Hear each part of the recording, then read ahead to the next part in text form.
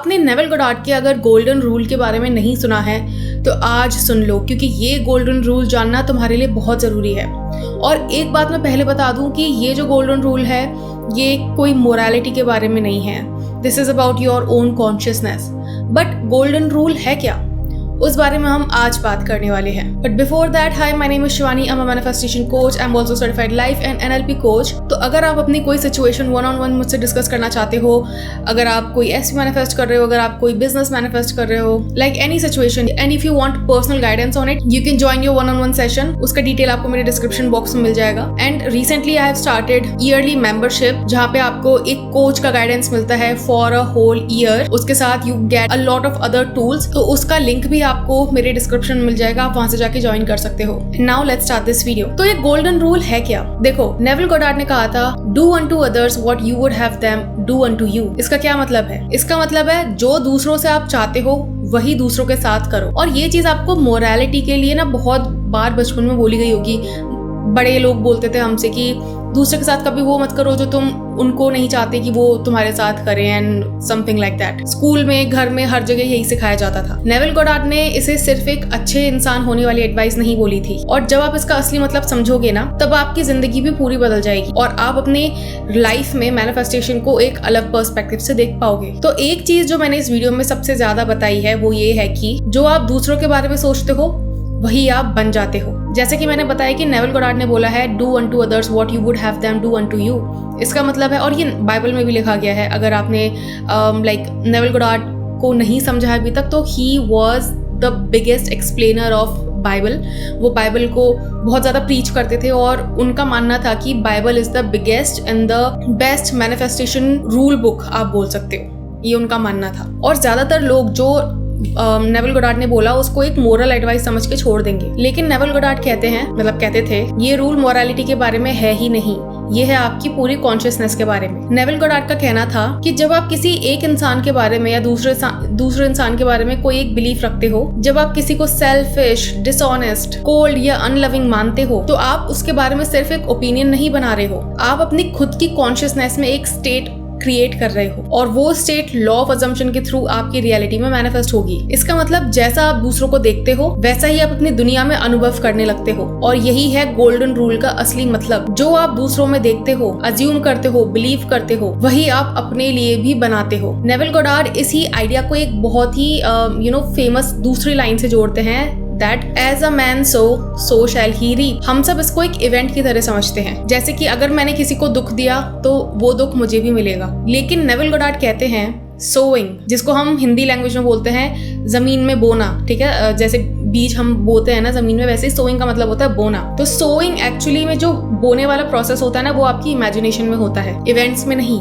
जब आप किसी इंसान के बारे में बार बार एक जैसा सोचते हो, जब आप उन्हें अपने मन से एक पर्टिकुलर तरीके से देखते हो, उनके बारे में एक पर्टिकुलर कहानी बना लेते हो, तो आप उस बिलीफ को अपने कॉन्शियसनेस में प्लांट कर रहे होते हो। और कॉन्शियसनेस एक गार्डन की तरह होता है, जो आप उसमें डालते हो वो उग जाता है, चाहे वो बिलीफ किसी दूसरे इंसान के बारे में ही क्यों ना हो। इसीलिए नेविल गोडार्ड कहते हैं, prove that you love God by loving the man you find it hardest to love. क्यों? क्योंकि जब आप किसी इंसान को या फिर किसी इंसान के लिए एक नेगेटिव स्टेट बनाते हो, तो आप अपनी कॉन्शियसनेस में भी उसी नेगेटिव स्टेट को ग्रो करते हो। और इसका एक बहुत ही पर्टिकुलर एग्जांपल मैं तुम्हें अपनी लाइफ से दूंगी। सो ये बात है उस टाइम की जब मैंने नया नया कंटेंट क्रिएशन शुरू किया था। और जब मैंने नया नया कंटेंट क्रिएशन शुरू किया था ऑलमोस्ट अराउंड 5-6 साल पहले, तो क्या होता था कि मैं जब किसी भी एक पर्टिकुलर कंटेंट क्रिएटर को ग्रो करता हुआ देखती तो मेरे मन में जेलसी होती थी, ठीक है। And because I used to be jealous, मेरे दिमाग में 17 नेगेटिव थॉट्स आते थे कि मैं जानती हूँ कि इससे ज़्यादा डिजर्विंग मैं हूँ, मतलब मेरे पास इससे ज़्यादा टैलेंट है,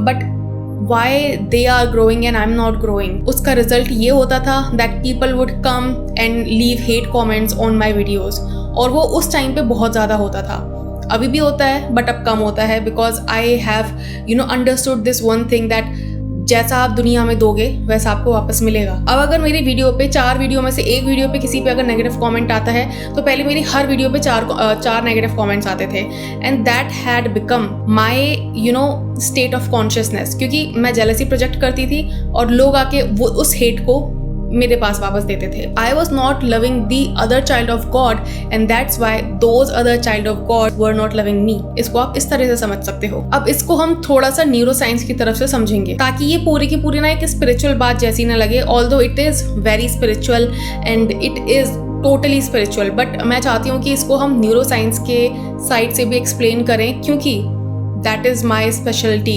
इस चैनल पे I try to explain Neville Goddard's concept with neuroscience, so that is what I'm going to do right now। देखो, आपके ब्रेन में एक स्ट्रक्चर होता है which is called reticle activating system। That is something जो मैंने आपको हजारों बार बताया है अपने चैनल पे या वीडियोस में। ये आपके ब्रेन का एक फिल्टर होता है। ये डिसाइड करता है कि आप क्या मैनिफेस्ट करोगे, किस चीज पे आपका ध्यान जाएगा। ये फिल्टर करता है कि लाखों करोड़ों पीसेस ऑफ इंफॉर्मेशन में से क्या पीस ऑफ इंफॉर्मेशन आप नोटिस करोगे। जब आप किसी एक इंसान के बारे में एक फिक्स्ड बिलीफ रखते हो और ज़्यादातर टाइम आप उसके बारे में नेगेटिव सोचने में ही लगाते हो, जैसे कि ये इंसान सेल्फिश है या फिर ये इंसान अच्छा नहीं है, ये इंसान मुझे कभी नहीं समझता, मेरा बॉस खराब है, मेरे पास अच्छे कभी क्लाइंट्स नहीं आ सकते, तो आपका RAS उस बिलीफ को कंफर्म करने वाले सबूत ढूंढता है। आप उनकी हर बात, हर एक्शन को उस नजरिए से फिर देखने लगते हो और जो चीज़ें उस पर्टिकुलर बिलीफ की ये इंसान खराब है उसके अगेंस्ट होती है, वो सारी चीजें आप इग्नोर कर देते हो क्योंकि वो आपके एक्सिस्टिंग न्यूरल पैटर्न से मैच नहीं करता। और यही है वो न्यूरो साइंस का आई वुड से कंसेप्ट जो नेविल गोडार्ड शायद न्यूरो साइंस का यूज किए बिना इतने डिकेड्स पहले बता चुके हैं। आप दुनिया को वैसा नहीं देखते हो जैसी वो है, आप दुनिया को वैसा देखते हो जैसा आप बिलीव करते हो दुनिया के बारे में। सो इंसान के ना दो टाइप के व्यू होते हैं, एक तो होता है वर्ल्ड व्यू और एक होता है सेल्फ व्यू। तो हर इंसान का वर्ल्ड व्यू और सेल्फ व्यू अलग अलग हो सकता है और डॉक्टर जो डिस्पेंजा भी यही बोलते हैं अपने मोस्ट फेमस बुक्स में, या फिर आप बोल सकते हो उनके lectures, not lectures I would say उनके रिट्रीट्स वगैरह में उन्होंने काफ़ी बात की है इस बारे में। उन्होंने बताया कि रिपीटेड थॉट पैटर्न्स आपकी रियलिटी क्रिएट करते हैं। जितना ज़्यादा आप किसी थॉट के बारे में सोचते हो या किसी इंसान के बारे में सोचते हो, वो पाथवे उतना ज़्यादा स्ट्रांग होता जाता है और उतना ही मुश्किल हो जाता है फिर उसको तोड़ना। अब इसको प्रैक्टिकल बनाते हैं। ज़रा सोचो कि आप अपने ऑफिस में मान लो कोई एक एम्प्लॉय है जिससे आपकी नहीं बनती, तो आप उससे सिमिलर तरह की फाइट्स क्यों करते हो। अब जैसे I remember when I was in my previous company Accenture, तो उसमें एक बंदी थी, मैं नाम तो नहीं लूंगी, बट उससे मेरी कांस्टेंट फाइट होती थी बिकॉज उसके बारे में मैंने बहुत नेगेटिव व्यू बना रखा था।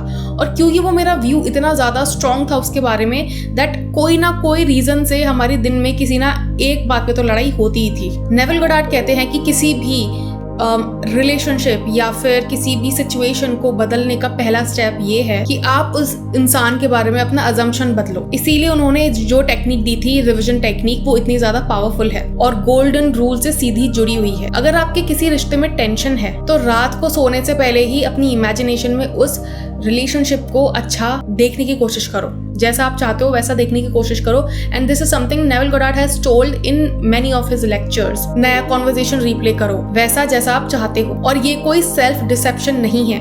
मैंने रिविजन के बारे में एक बहुत ही डिटेल्ड न्यूरो साइंस की एक वीडियो बना रखी है और जो कि न्यूरो साइंस के थ्रू एक्सप्लेन करती है कि हाउ डज रिविजन वर्क, आपके ब्रेन में क्या चेंजेस होते हैं, किस लिए रिविजन टेक्निक काम करती है। बट अगर स्पिरिचुअली देखा जाए, रिविजन टेक्निक से पास्ट तो नहीं बदलता है, बट अगर आप अपने दिमाग में जाके उस पास्ट की मेमोरी को चेंज करते हो या रिकंसोलिडेट करते हो, तो उस पास्ट इवेंट से जो फ्यूचर में इवेंट्स हो सकते थे वो चेंज होते हैं because your perception of reality has also changed. Neville Goddard का फेवरेट एग्जाम्पल था कि अगर कोई इंसान आपके दिमाग में कह रही हो, अगर कोई इंसान आपकी लाइफ में दुश्मन जैसा है तो अपनी इमेजिनेशन में उससे दुश्मनी खत्म करो, उस इंसान को फॉरगिव करो अपनी कॉन्शियसनेस में, ना कि सिर्फ वर्ड्स में। जब तक आप अपने मन में उसे दुश्मन की तरह देखोगे, रियलिटी में भी वो दुश्मन की तरह ही आई वुड से वर्क करेगा या फिर एक्शंस करेगा। तो याद रखो कि जैसा आप दूसरों के बारे में सोचते हो, आपकी खुद की रियलिटी भी वैसी बन जाती है। और गोल्डन रूल कोई मोरल लेक्चर नहीं है, ये कॉन्शियसनेस का एक फंडामेंटल है। हर बार जब आप किसी दूसरे इंसान के बारे में कोई बिलीव बनाते हो तो आप एक्चुअली खुद की रियलिटी लिख रहे होते हो। तो आज से दूसरों को वैसा देखना शुरू करो जैसा कि आप चाहते हो कि वो हो और जैसा आप खुद की रियलिटी में एक्सपीरियंस करना चाहते हो। आई होप आपको ये वीडियो पसंद आया होगा। और अगर आपको लगता है ना कि आपकी लाइफ में कोई एक ऐसा इंसान है जो कि अपने आप को विक्टिम मानता है या अपने सर्कमस्टांसेस का, और उसको ये वीडियो शेयर होनी चाहिए, उसके साथ ये वीडियो शेयर करो। And you know, be a good friend, be a good father, be a good mother, be a good sister, be a good friend, and just give them a new perspective. And yes, अगर आपको one-on-one session book करना है तो check the description, you will find all the details that is required for you to do so. And you can also join my yearly membership. And yes, I will see you in my next video. Until then, bye bye, take care.